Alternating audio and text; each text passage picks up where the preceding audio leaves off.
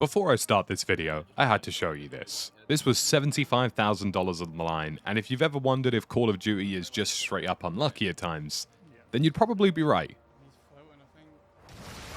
Oh, the loadout killed us. The loadout just destroyed our ATV. You can't write it. You can't write it. You can't write it. If you've ever wanted to know just how different Pro Warzone is to regular Warzone, then this is the video for you. Because despite the millions of players who play Call of Duty Warzone every single day, professional players make up about 0.1 to 0.2% of the entire player base. In fact, this is the graph from Season 4 ranked play for Warzone. And you can see that iridescent players, which is the step below top 250, make up for 0.5% of the entire player base for Warzone. And then most professional players go a step further and end up in top 250, which is a fraction of the overall player base. But what is it like actually playing in a pro lobby? What is it like against these 0.1% players, and how is it different from the regular Warzone ranked or even just regular Warzone that you play day to day? Now, my team recently qualified for the global finals of the World Series of Warzone by winning the last chance qualifier wildcard round. And with just 4 days of practice, we got invited to the E-Arena $75,000 customs tournament, which was one of the most stacked lobbies you'll probably ever see. In fact, I would argue that this is as close to a World Series of Warzone finals lobby that you're ever going to get. And these lobbies probably play like nothing you've ever seen before, because whilst it looks like regular Warzone on screen, and the things that happen in the game feel very Warzone-like, the atmosphere and the environment of these lobbies is so different to anything you'll ever experience in a game of Warzone. So let me explain how a top 0.1% lobby is different to pretty much anything else. The biggest thing that is so different from any game of Warzone you'll ever play is that dying in a customs tournament against some of the best players in the world is an absolute death sentence for your game, and regaining is statistically so challenging and so much more harder than you could possibly imagine. When you die in a regular game of Warzone, most of the lobby tends to die out with you. There's a certain pacing, and lobbies tend to eventually get smaller, and smaller. In custom games of Warzone, you can have as many as 120 or 100 or so people alive until some of the final circles in the game.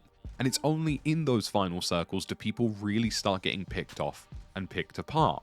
So if you die really early in the game, or if you die at some point in the game, regaining from that position is an absolute nightmare, because not only are there still hundreds of people on the map compared to what you're normally used to, but all of those little spots and secret ideas, the caches in the middle of the desert, or the caches on the end of the runway at the airport, all of them have already been used, because all of these players know these locations. Hidden caches on the ground where you can get a couple of grand, they can already be gone, almost instantaneously. Cache buildings, which are good for regaining, that you can find in various cities or shops, already been rinsed. Everybody knows where they are. And the easiest way to pick up kills in some of these lobbies is to literally farm people who are in regain scenarios, because most of them won't have their weapons, and most of them will have to use buy stations. And as cheesy as it sounds, it's fairly common practice for professional teams to rotate near to a buy station and pick up as many of those freebies as they can. The general rule of thumb for these lobbies is that you're either somebody who is farming or being farmed. You're either somebody who has got all of their 3 teammates alive and actually has their loadout weapons and perks, or you're somebody who doesn't have their loadout, maybe needs to buy a teammate back, and you're somebody who's going to be a victim of people who are roaming around the map. There's a very oppressive nature to these lobbies. If you don't have your guns, if you don't get a loadout drop, if you have a teammate who's down and out, there is a very good chance that you are going to end up being fodder for that round. It isn't impossible, but early game deaths and even mid game deaths can have a massively detrimental impact on one of these lobbies. And speaking of that, if you've ever played a gulag against a very good player, try playing it against some of the professionals in Warzone.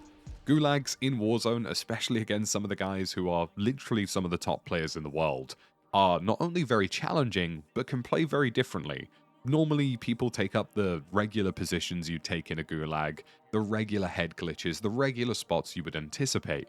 But these players tend to be a lot more mobile, and tend to think about 3 steps ahead. Some of them will even try and bait you out by hiding in the corner of the map and then waiting till the capture flag symbol comes on. And a lot of them are very good with lethal grenades. So gulags themselves are also statistically very challenging. But what about the actual gunfights themselves, and how are they any different from what you normally experience?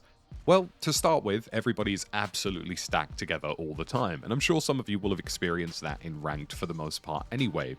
But in competitive Warzone, that stacking is a lot more compact, because most people know that even 5 to 10 meters of distance can actually be a death sentence if you're not with your teammates. But you'll probably be surprised to hear that a lot of gunfights in the top lobbies are actually more defined by lethals and using equipment than they are actually from the gunfights themselves. Now, if you throw 3 professional players and 3 other professional players in a room and don't throw any lethals or any stun grenades or equipment, there's a very good chance that it's a bit of a coin flip. Yes, there is personal skill and individual skill involved, but it would be the equivalent of putting like Barcelona versus Real Madrid. They're definitely going to score goals, they're definitely going to get some kills against one another, and it's going to get very messy.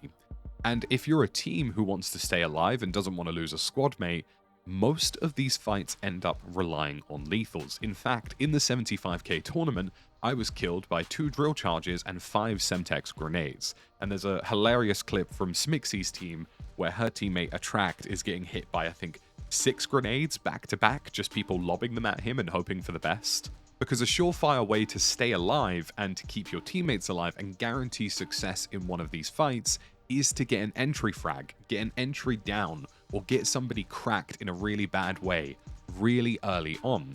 If you can down a team of 3 and just have one of them on the floor, you've got a 3v2 scenario, which is much more beneficial. So lethals are absolutely rinsed in these things, and honestly, I kind of hope that they get rid of stowing lethals, because I've seen entire engagements in these tournaments where it's somebody throwing 6 drill charges, somebody throwing 5 Semtexes, and it really does play that way. Now naturally, lethal grenades and stun grenades and other tactical grenades will always have their uses, and should always be important tools in any given gunfight.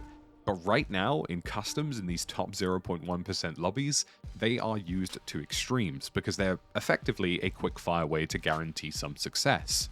In fact, one of my first ever customs experiences was being killed by FIFA Kill's team, and FIFA is obviously one of the top players in the world, and his team threw, and I think if I can recall this correctly, 7 drill charges into our building before pushing us, because it just guaranteed some easy wipes for them. So compared to regular Call of Duty, grenades are literally insane. One of the biggest differences, and I think this is one that is so massive that it has to be mentioned, is that one decision in some of these games defines your entire game. You know, one rotation to a building, one choice of taking a gunfight or leaving a gunfight. And in these lobbies, you really get down to splitting hairs. You get down to talking about the most minimal of decisions, which at the time might seem fairly insignificant, but in reality can have a major impact on your game. If you win or lose a certain engagement, it can define whether or not you have a 30th placed game, because obviously people live much longer, or you have a 5th placed game or a 2nd placed game, or even go on to win a game. These minimal micro decisions that you make, choosing to go for a building, choosing to take a fight, choosing to avoid a fight, those are the things that define pretty much everything. We had an example, for example, in our 75k tournament, where we had a game where we finished about 10th when we really probably could have made it a top 3, top 2 game. And it only came down to the fact that we just didn't focus on a certain part of the building that we should have paid attention to. Now, in the game and in the squad that I'm in, I tend to give the calls and try and give a sort of leadership dynamic, and it was on me to highlight that there was going to be a threat coming from a certain location because the zone was collapsing in. And we just misread it. I misread the situation, we got a little bit of tunnel vision on a separate team, and that one decision costed us what could have been a 2nd or 1st place finish. Things that might not seem significant in the regular games of things are things that in Call of Duty competitive games end up being massive, end up being huge details that you really need to iron out. And it's why teams who have played together for so many years have such a good dynamic and tend to play really well together. It's because they've ironed out a lot of these inconsistencies from their game over the course of time. And it leads me quite nicely to my final point. when you're talking about things like splitting hairs and, you know, a single decision defining a game, it's because the percentages for this lobby are just so different. You know, accuracy percentages when people shoot at people are so much higher. People don't miss their shots. People very rarely make mistakes. And it's because of those experiences and how those things play that the game dynamic is just so radically different. These players work on similar wavelengths, they're thinking similar things, they're thinking the same strategies, the same keys to success, and they know that certain things will work in certain ways. And when you have that dynamic in a lobby, you've got this kind of environment where minimal mistakes are made, maximum pressure is accumulated, people don't miss their shots, people don't make mistakes, and if you do happen to make a mistake, you're maximally punished for that. And I think a really good example of explaining that difference is that every once in a while, if you're watching a streamer or a content creator or somebody who's good at the game, and they run into another good team when they play ranked, because ranked is a fairly mixed lobby at times.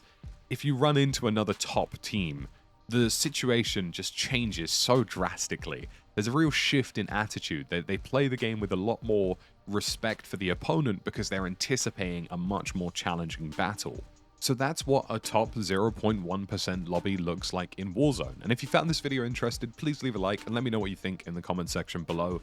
I'm going to be doing more of these deep dives on Warzone, especially leading into Modern Warfare 3 and of course the upcoming World Series of Warzone LAN. Thank you for the support guys, and I'll see you in the next video.